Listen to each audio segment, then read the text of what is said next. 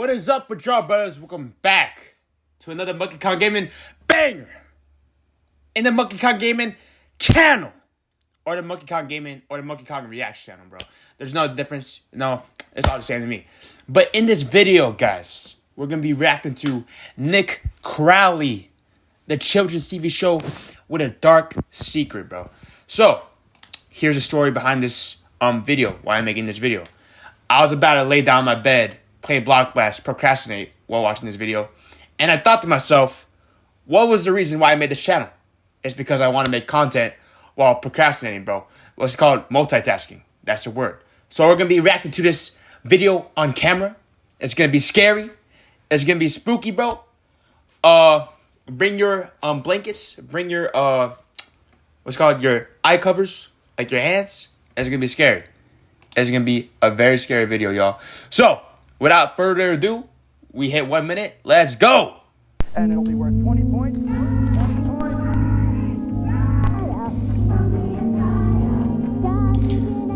No doubt. This video, hold up. What does that say? This video deals with topics including sexual assault, child abuse, and CP. Dude, try to really watch this video. This is going to be disturbing, guys. No doubt. I'll have a picture on the front page of every newspaper in the country, right, Ron? It's 8 a.m. sharp on a Saturday morning in 1979. Families in the Tampa Bay area turn on their television sets as thousands of sleepy children awake on their day off from school. Some flip to Nickelodeon, where a rerun of Pinwheel is playing. Pinwheel? What is Pinwheel? Some flip to ABC, where they would catch the final episode of a short-lived TV series called Fangface. What the fuck However, is that Fangface, morning, bro? others would opt for a more virtuous wake-up When call. I was a kid, I'd be watching Teen Titans Go. I'd be watching Amazing World Gumball, Adventure Time, regular show, all that, bro. I know this was like 1980, so of course we're not gonna be talking about Gumball, but just letting y'all know that's the TV shows I watched when I was a kid. Flipping the station instead to channel 22, or the Christian Television Network, where a new show was opening the day's slate. A show called Joy Junction is the place to be. Joy for you and me. The show Joy Junction quickly found its place in the hearts of viewers, with kids immediately connecting with the quirky characters and silly games. Their Christian parents, too, found solace in the show's themes and non-offensive stories, creating a program that could be experienced together as a whole family. From that day on, families all across Florida and eventually across the entire United States came to enjoy the program, which continued on for a run of over 20 long years. Until one Saturday morning... Okay, this guy right here. This guy. Actually, no, I don't want to say anything before I learn about the video. This guy, I was about to say this guy could be why this video has a dark secret. This guy might be the reason why there's sexual abuse, but I don't want to assume. You know what I'm saying? I don't want to pin the blame on some innocent dude before I even watch the video. So, my fault, guys. I was about to blame this dude, say he looks like a pedophile, but he doesn't. Or maybe he does. We'll find out. 8 a.m. sharp, when, without explanation, the show came to an unceremonious end and was never broadcast again. Oh. Today, the show and all official records of it have been scrubbed from the internet, with the companies behind its creation and the networks that aired it acting as if it never even existed. Some allegedly going as far as to destroy any remaining copies, thanks solely to the heinous events that transpired during and after its television run. This is the story of Joy Junction, the children's TV show with an unimaginably dark secret. Unimaginably dark secret, no. We'll return after these messages. Okay, if we will return after these messages in a Nick Crowley video, you know it's going to be ads. So, we are going to skip. Sorry, Nick Crowley. I don't care about your sponsorship. For a half hour of fun and games at Joy Junction. Now here's Sheriff Don. Thank you, and welcome to this... Hey, this show is already giving off the bad vibes, bro. I don't even know what happened yet, bro. But, like, this show is giving me, like, bad vibes. Even if this dude isn't a pedophile, bro, he's still, like... He looks like he could be, like a criminal or some shit, like a bank robber. I don't know. Or maybe he is a pedophile. Who knows? Town of Joy Junction. Joy Junction was both the name of the show and the name of the fictional town in which it was focused. a town where numerous characters converged to tell stories, play games, What the fuck and was answer that puppet? That puppet was fucking creepy as shit. questions, all of which pertaining to Christianity. Each episode followed the same basic structure. They were 30 minutes long and would tackle one general lesson taught in the Bible and tell it through an acted out story. This was then interspersed with various games and audience participation, as the show heavily leaned on including its young fan base and immersing them in the world of Joy Junction. They even had a live studio audience for every episode, comprised of kids ages 3 to 13, with the participants and crowd genuinely seeming excited to be there, which was largely due to its lovable cast of characters. The most prevalent of these was Sheriff Don, who was actually played by the creator of the show itself, Don McAllister. And the whole gang is here. So that's We're Don gonna have McAllister? a Good time today. Glad you could join us for the next 30 minutes. He guided the show from segment to segment and often focused on the Bible while driving home the episode's central theme, while also being the one who most often interacted with the children who participated in the show. Oh, nah. Foreshadowing, guys. That's foreshadowing. Then there was Forrest Padley, a soft-spoken professor who, ironically, often had lessons taught to him due to his obvious clueless nature. Your bubble. He'll even help when you did wrong. Well, I'm not a pope, but how about he'll even help when you're in trouble? Hey, Sheriff Don, you're a poet too. And of course, the fan favorite, Whittler Dan, a It caricature was like of a southern Vincent farmer Van known That guy looks like Vincent Van Gogh, guys. as the goofy storyteller of the group. Good, yeah. Oh, hi. I'm just sitting here reading some of the mail from Joy Junction and some of the jokes in here. Would you like me to read some more? Oh, okay. That's good, yeah. Oh, you want me to read it? Yeah. But of all the characters to come from Joy Junction, there was one, or two, who were by far the most popular, yet polarizing. Are you seriously, bro? Are you serious right now, bro? Freaking ad. Skip. Ron and Ron Marty. and Marty. Played by professional ventriloquist Ronald Williams, Ron and Marty were far and away the most memorable characters for those who watched the show, and for obvious reasons too. Many Ugh, what children the fuck is that doll? watching at home found the duo You got the negative Cantal tilt, bro. The fucking overgrown fucking sideburns. You need to fucking get a low taper fade, my guy. And you got the unibrow. Oh my days. Get a better doll, yo. Oh my days. and Marty specifically This has to be the Dark Secret. This shit, the Dark Secret is that this shit is ugly as shit. Okay, sorry. That joke was a little bit out of taste. I know there's a lot of serious topics in this video. I'm sorry. to be off-putting, even horrifying, with some claiming that the doll gave them nightmares and was just too creepy to look at, causing many Exactly. to What stop the fuck watching the is show that shit? altogether. But despite this, others found the duo to be hilarious and entertaining, tuning in week after week just to see them perform. For the viewers, it was a love or hate relationship with Ron and Marty. But even so, it was impossible to dismiss their impact on the show. They appear in every single episode that we have available today, and they were often tasked with teaching the children some of the series' most important lessons. Lessons like not to cuss, It seems like I'm hearing a lot of swear words. All the kids are using swear words these days.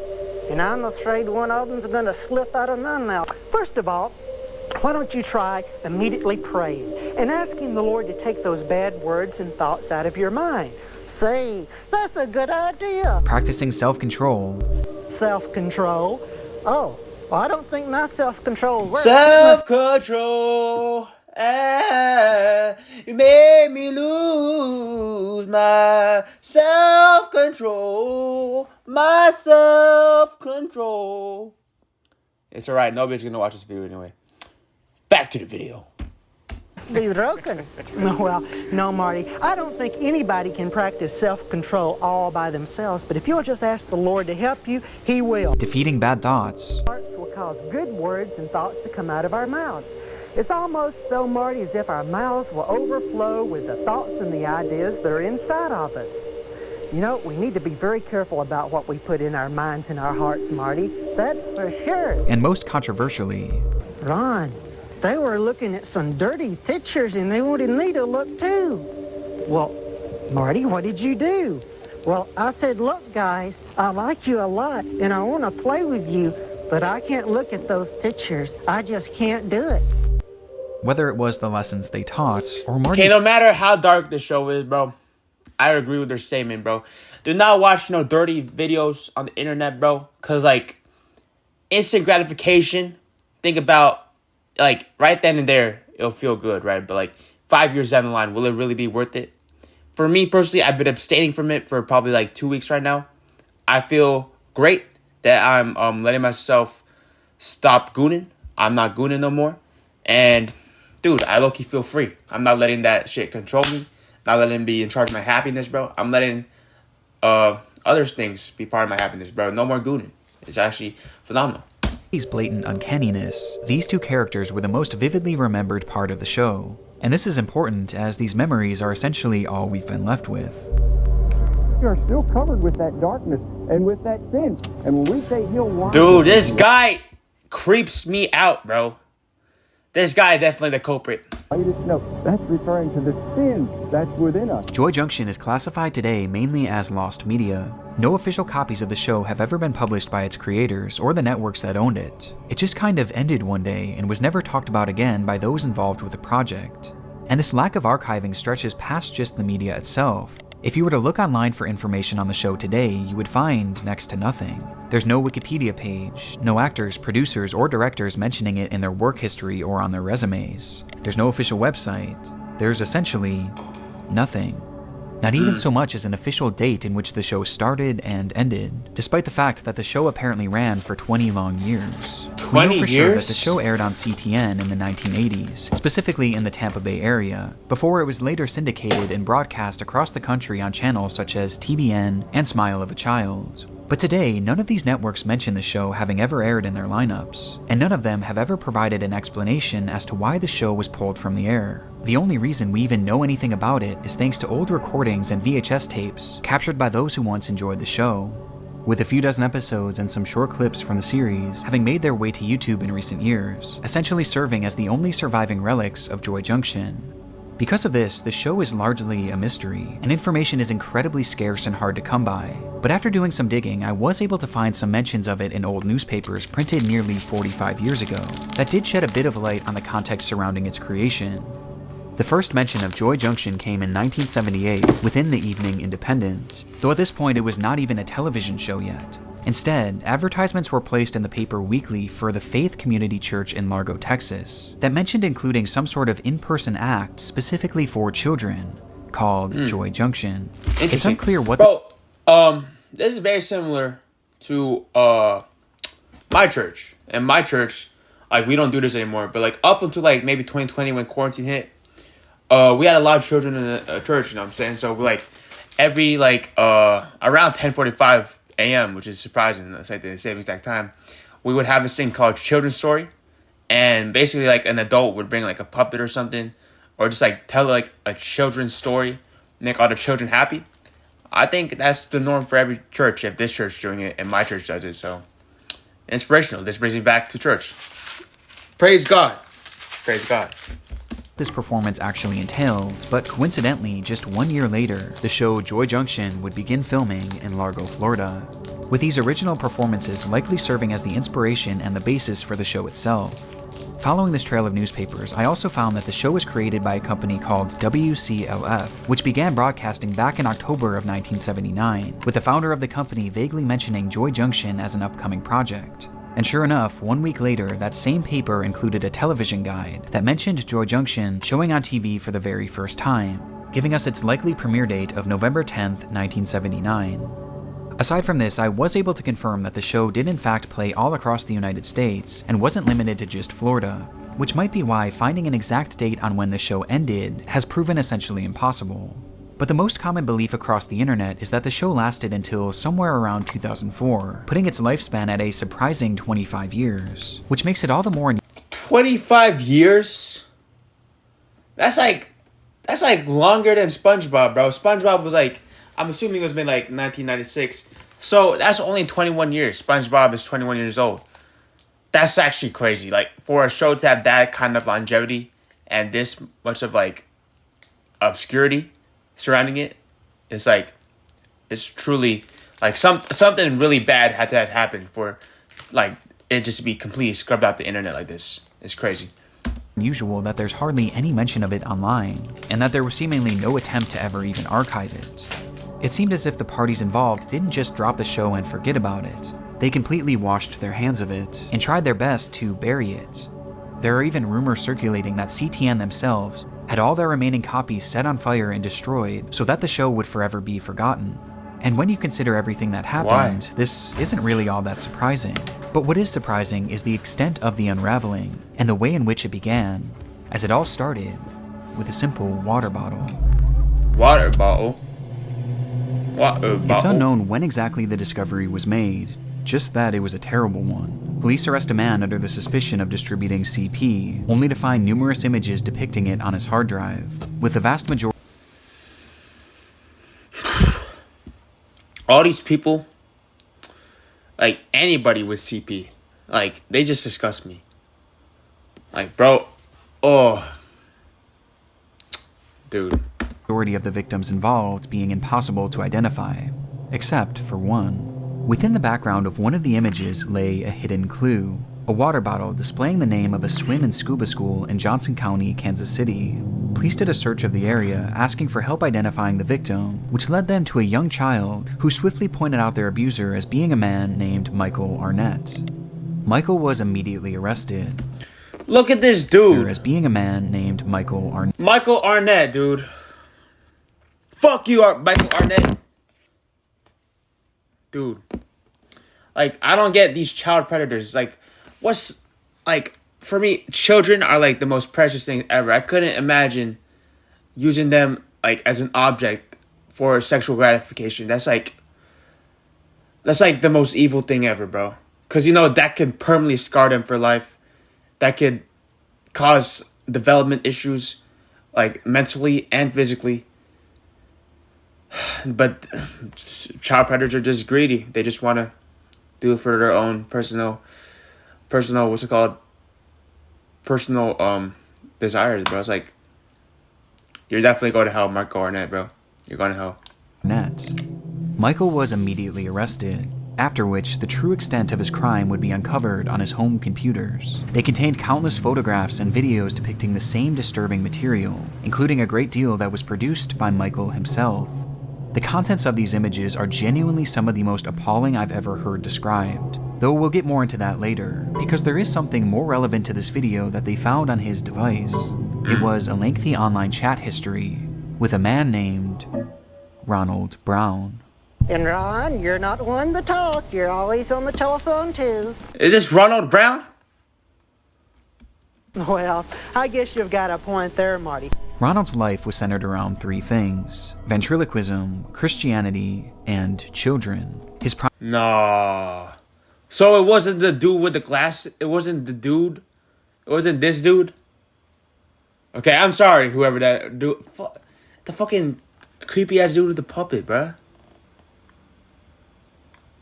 primary job was working as a traveling puppeteer with a show called Puppets Plus, working school events, birthday parties, and at local malls. He also hosted a weekly puppet show for his local congregation that he billed as being specifically for children.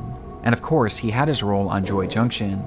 Every aspect of his life brought him in close proximity to children, and as it turns out, there were several undisclosed incidents that raised serious red flags about this. The first incident occurred in 1998, at a time when Joy Junction was still believed to be in circulation across TV stations. Brown was driving home late one evening when a police officer pulled him over for speeding. The officer shined his light in the car as Ronald reached for his documents, only for his light to catch something unusual stuck between the seat cushions. What? It was underwear. Children's underwear. Despite the alarming nature of this, Ronald would end up convincing the officer that nothing strange was going on, claiming that the old pair of briefs merely belonged to his puppet, Marty. That night,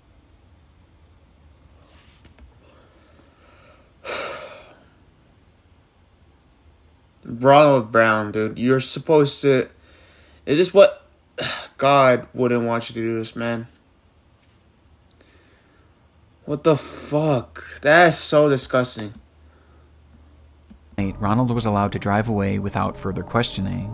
Though things get stranger from here. Around the time of this encounter, Ronald had been living in a home conveniently located less than a block away from a popular playground. And upon moving into this home, neighbors began to complain of Ronald's relationship with young children in the area. Every Wednesday, kids from around the block would ride their scooters and their bikes over to his house for free pizza. The group would eventually emerge from the home, and Ronald would drive them in his van to a nearby church, where he would supposedly perform his ventriloquism. These weekly meetups were strange to say the least, especially because they were If I was a kid and bro, if you are a parent and you just let your kid hang out in an adult's house and you don't even know that adult, it's the parent's fault. Like, at that point, you're basically asking them to hang out with a pedophile. Dude, like, just parents, just like, take care of your kids, man. Fairly secretive, with some children even sneaking off to meet the man without telling their parents. There were even other allegations that Ronald himself had hid their bikes underneath his home, almost as if he was trying to avoid any suspicion. And although I couldn't find concrete proof of this, it was rumored that when neighbors checked underneath his home, they reported not only finding these bikes, but used sex toys as well, which were stashed there for Ronald Brown, dude. Unknown reasons. There were never any sort of allegations made against Ron, legal or otherwise, but the red flags here are glaring. Red flags that seemingly went ignored, as people bought into Ronald's act as a God-fearing, silly ventriloquist. Though in reality, the chats found on the computer of Michael Arnett shattered this perception in the most dramatic way imaginable. Though even so, these chats aren't what you would expect. No, somehow they are much, much worse.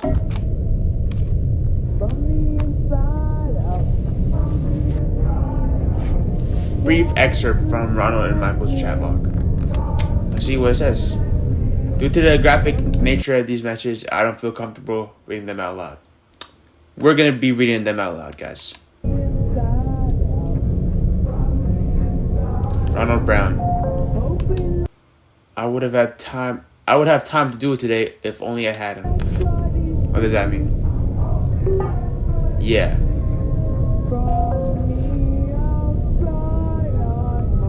Okay, I don't know if I want to read this. What the fuck? You're talking about, like, okay, I'm assuming they're talking about a child.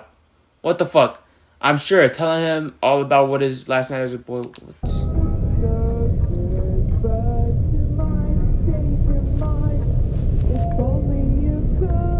What does bug out mean? What does bug out? Like tweak? Oh, what the fuck? Nah.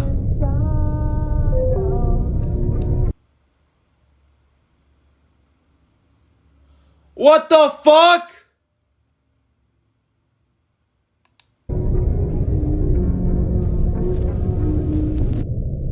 Within their conversation, Cut up and eaten? How do you even... Oh my god.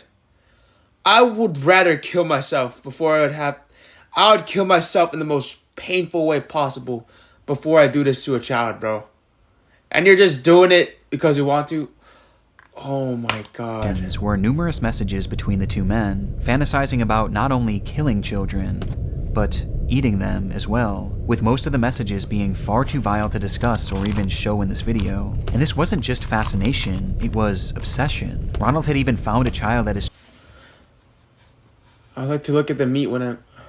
church that he frequently discussed wanting to eat, mentioning that he would be the perfect feast for Easter, describing what it would be like to end his life and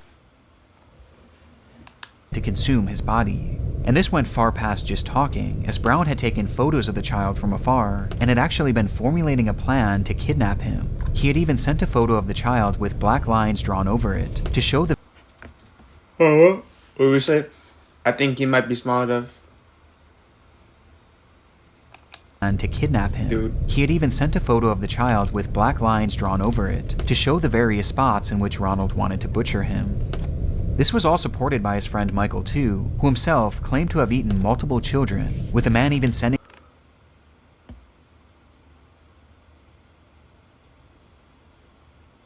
a photo of a 2-year-old girl that was seen inside of a pot inside of an oven. Wait, what did he say? Inside of an oven. This was all supported by his friend Michael too, who himself claimed to have eaten multiple children, with a man even sending a photo of a 2-year-old girl that was seen inside of a Like when people say, like when kids like say like they're scared of the boogeyman, and their parents say the boogeyman doesn't exist, bro. This is pretty good concrete evidence that the boogeyman exists, man. What the fuck, dude? pot inside of an oven, claimed to have eaten multiple children, with a man even sending a photo of a 2-year-old girl that was seen inside of a pot inside of an oven. Oh my god, a 2-year-old girl inside of an oven?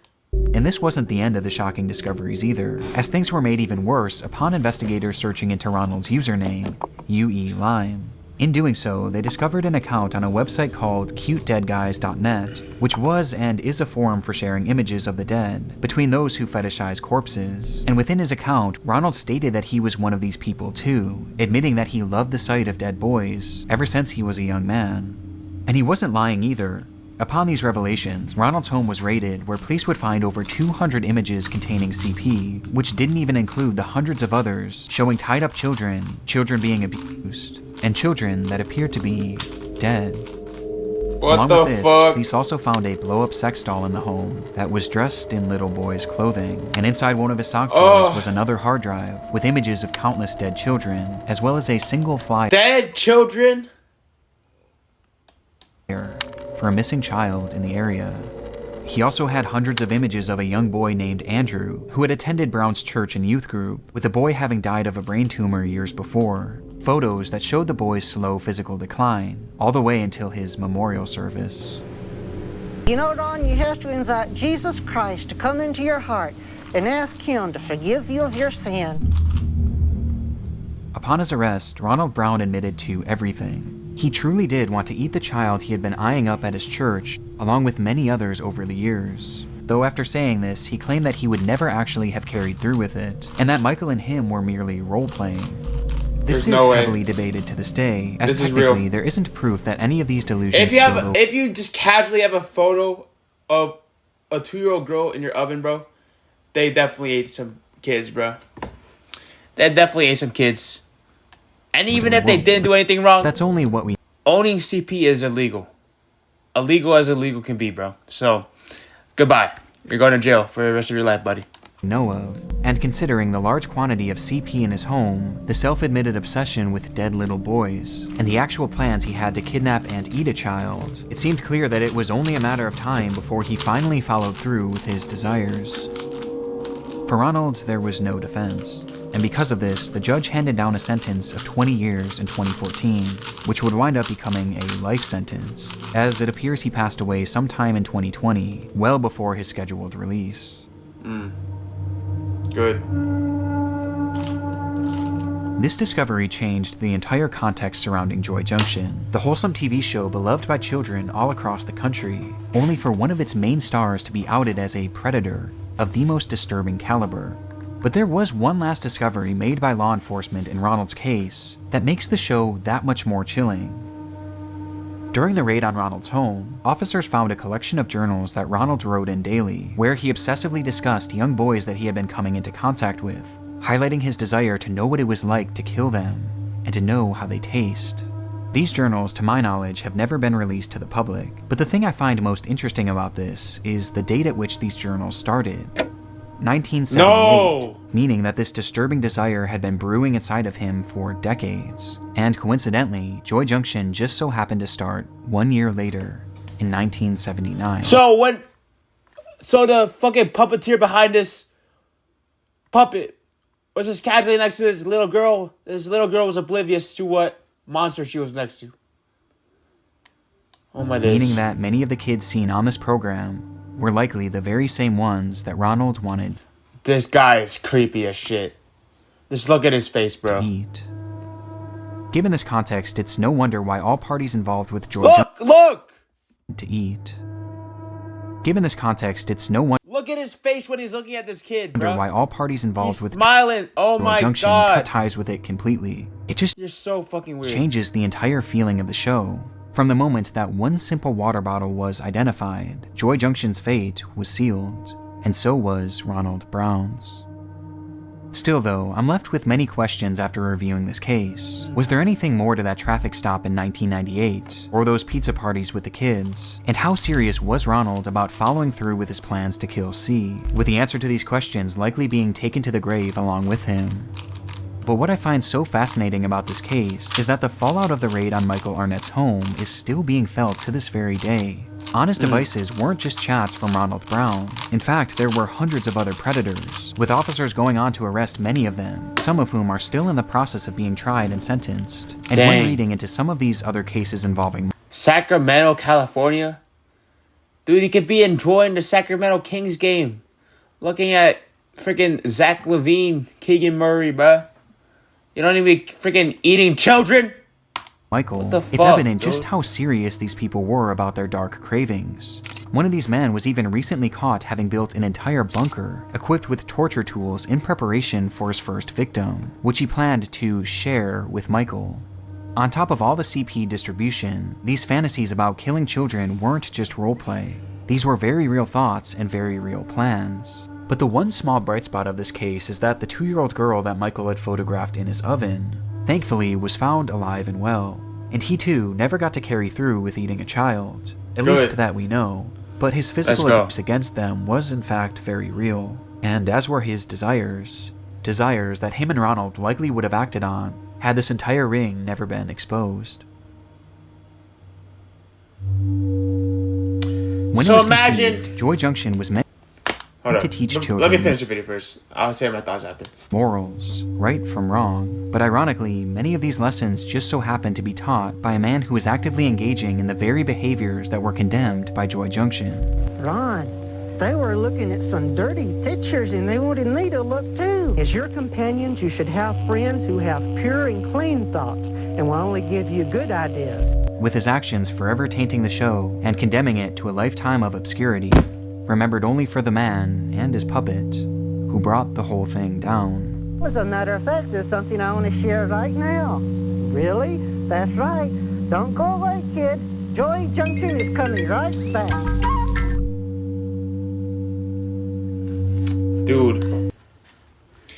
Imagine, these are just the people who got caught. Imagine all the monsters out there who have actually acted upon their desires and they weren't caught yet. And they're just still out there enjoying life, living day to day, enjoying life, bro. That just honestly, that disgusts me, man. Beautiful video by Nick Crowley, guys. If you guys enjoyed the video, I sure didn't. Make sure you comment, like, and subscribe. See y'all in the next reaction, bro. And Monkey Kong Gaming reacts out.